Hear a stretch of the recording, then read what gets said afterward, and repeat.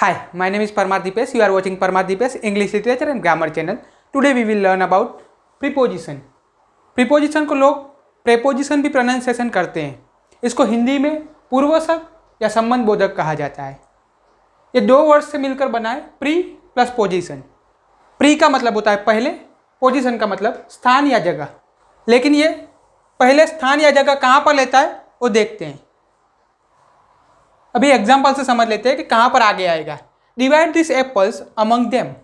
इन सेबों को उनमें बांट दो. यानी यहाँ पर देम है वो क्या है, प्रोनाउन है. जिनको प्रोनाउन पता नहीं है वो पार्ट्स ऑफ स्पीच वाला वीडियो देख लेना. और ये अमंग है वो प्रीपोजिशन है.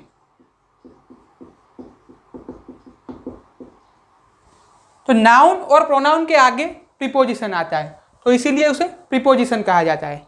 इसकी पोजीशन नाउन और प्रोनाउन के आगे आती है. दूसरा एग्जांपल है, my village is beside the river. मेरा गांव नदी के पास में है. तो यहाँ पर बिसाइड है वो प्रीपोजिशन है और रिवर है वो नाउन है. तो ये देख लीजिए, नाउन और प्रोनाउन के आगे आता है वो प्रीपोजिशन है. अभी इसकी डेफिनेशन देखते हैं. A word used with noun और pronoun to express its relation with the other words of the sentence. इस डेफिनेशन को एग्जाम्पल से समझते हैं. Neha is behind the door. Neha दरवाजे के पीछे है. यहाँ पर डोर है वो नाउन है और नेहा है वो नाउन है और जो बिहाइंड है वो प्रीपोजिशन है.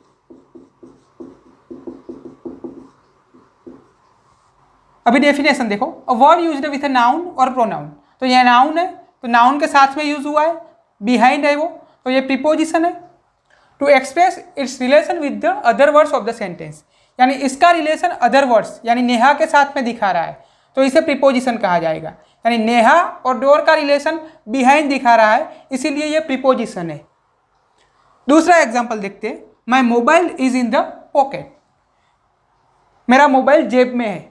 तो यहाँ पर पॉकेट है वो नाउन है और मोबाइल है ये भी एक नाउन है. तो ये नाउन के साथ में यूज हुआ है, यानी इन है वो प्रीपोजिशन है. ये नाउन हो गया, ये नाउन हो गया.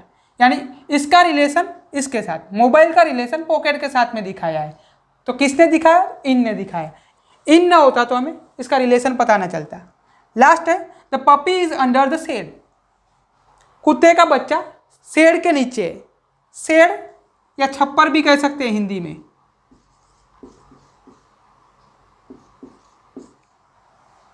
तो ये प्रीपोजिशन है, अंडर है वो. ये शेड है वो नाउन है.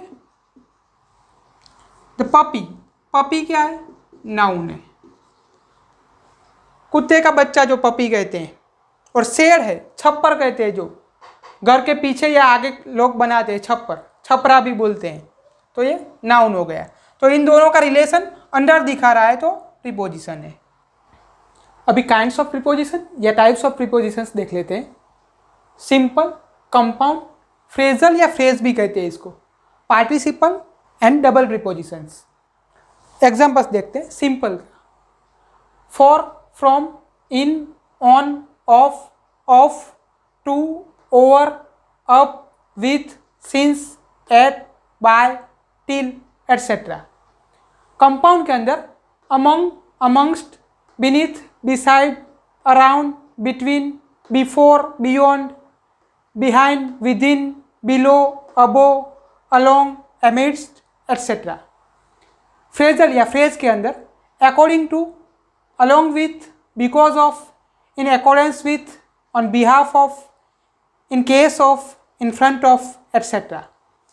पार्टिसिपल के अंदर concerning, considering, bearing, touching, regarding, respecting, etc. Double prepositions के अंदर out of, outside of, from out, from behind, from under, etc. अभी देखते हैं यूज ऑफ एट. इसको टाइम, प्लेस और डायरेक्शन साथ में ही देखते जाएंगे सभी में, और वन बाय वन सबको पढ़ेंगे. पहला देखते हैं वॉच टाइम, यानी घड़ी का टाइम. घड़ी का जो टाइम है उसे बताने के लिए हम एट का यूज़ करते हैं। पहला एग्जाम्पल देखते हैं, I will come there at 9 PM। मैं 9 बजे वहाँ पर आऊँगा। यहाँ पर देखिए 9 बजे एट दिखा रहा है। दूसरा है, आई शैल ईट एट 7 PM। मैं 7 बजे खाऊँगा। तो यहाँ पर 7 बजे के लिए एट यूज़ हुआ है। तीसरा एग्जाम्पल है, I will see you at 5:30। मैं तुम्हें 5:30 को मिलूँगा या 5:30 बजे मिलूँगा। तो यहाँ पर एट से 5:30 दिखाया गया है, यानी घड़ी का कोई भी टाइम हो, 1, 2, 3, 4 कितने भी बजे हो, उसके लिए हम क्या यूज़ करते हैं, एट यूज़ करते हैं। इसके अलावा 1.5, 2.5 वैसा या कुछ भी टाइम दिखाने के लिए, जैसे 1:10, 10 to 1 कुछ भी बताना हो तो उसके लिए हम एट का यूज़ करते हैं। यानी एग्ज़ाम में कभी भी घड़ी का टाइम आता है तो आप क्या करोगे, एट यूज़ करोगे। प्रीपोजिशन एट रखने से आपका आंसर है वो राइट हो जाएगा। दूसरा है पीरियड ऑफ टाइम, यानी समय की अवधि बताने के लिए। पहला है एट डॉन। डॉन मतलब भोर भय। एट डस्क, डस्क मीन्स गोधूली बेला या संध्या टाइम या संध्या समय। एट नून, दोपहर। एट मिडनाइट, आधी रात को। एट मिड डे, मध्याह्न या दोपहर। एट नाइट, रात को। एट आफ्टरनून, दोपहर के बाद। एट डे ब्रेक, यानी सवेरा। एट ट्विलाइट, यानी संध्या। एट सनराइज, यानी सूर्योदय के समय। एट सनसेट, यानी सूर्यास्त के समय। इसके एग्जाम्पल्स देख लेते हैं। I will be there at dawn, भोर होते ही मैं वहाँ पर होऊंगा। दूसरा है the star shine at night, तारे रात को चमकते हैं। तो at dawn and at night period of time दिखा रहे हैं। तीसरा देखते हैं एज और स्टेज बताने के लिए, यानी आयु या उम्र और चरण बताने के लिए। पहला एग्जाम्पल है, he died at the age of 90। उनकी मृत्यु 90 साल की आयु में हुई, वैसा कह सकते हैं। दूसरा है आई लेफ्ट स्कूल एट 17। मैंने 17 साल की उम्र में स्कूल छोड़ी थी। चौथा है विथ सम वर्ड्स, कुछ शब्दों के साथ या कुछ शब्दों के आगे एट का यूज होता है, जैसे at that time, at that moment, at this time, at that time. Example देखते हैं, I was there at that time, तब मैं वहाँ था। तो ये at that time words indicate कर रहा है। दूसरा एग्जाम्पल है, at that time I was very busy, तब मैं बहुत व्यस्त था। पांचवा देखते हैं फेस्टिवल और सेलिब्रेशन का पीरियड बताने के लिए। तो जैसे at Diwali, at Holi, at Christmas, at Easter, at party, at concert etcetera. Example देखते हैं, we shall eat sweets at Diwali, हम दिवाली पे मिठाइयाँ खाएंगे। दूसरा है I will decorate my home at Navratri, मैं नवरात्रि पे मेरा घर सजाऊंगा। छठा देखते हैं स्पीड बताने के लिए। एग्जाम्पल है, this bike is running at 60 kilometres an hour, ये बाइक 1 घंटे में 60 किलोमीटर दौड़ती है। यहाँ तक जो देखा वो प्रीपोजिशन ऑफ टाइम दिखा रहा था। अभी प्रीपोजिशन ऑफ प्लेस देखते हैं। सातवां है पर्टिकुलर प्लेस और स्मॉल प्लेस। छोटी छोटी जगहों को हम बताने के लिए क्या यूज़ करते हैं, एट का यूज़ करते हैं। कोई भी छोटी जगह दिखानी होगी तो हम एट को यूज़ करेंगे, जैसे street, village, town, shop, hospital, school, airport, bus stop, railway station, theatre etcetera इत्यादि। एग्जाम्पल है, ही लिव्स एट हरिपुरा कंपा, वह हरिपुरा कंपा में रहता है। तो ये हो गया छोटी जगह है। विलेज है, गांव है, तो एट यूज़ करेंगे। दूसरा है जल्दी वॉज बोर्न एट माँ हॉस्पिटल, जल्दी माँ हॉस्पिटल में जन्मी थी। एट माँ हॉस्पिटल है तो एक पर्टिकुलर जगह है, तो इसके लिए हम एट यूज़ करेंगे। आठवां यूज देखते हैं रेट और प्राइस बताने के लिए। एग्जाम्पल है, petrol sells at 78 rupees per litre, petrol 1 litre 78 रुपये में बिक रहा है। दूसरा है onions are selling at high rate, प्याज महंगी बिक रही है। या फिर ऐसा कह सकते हैं प्याज ऊंचे दर पर बिक रही है।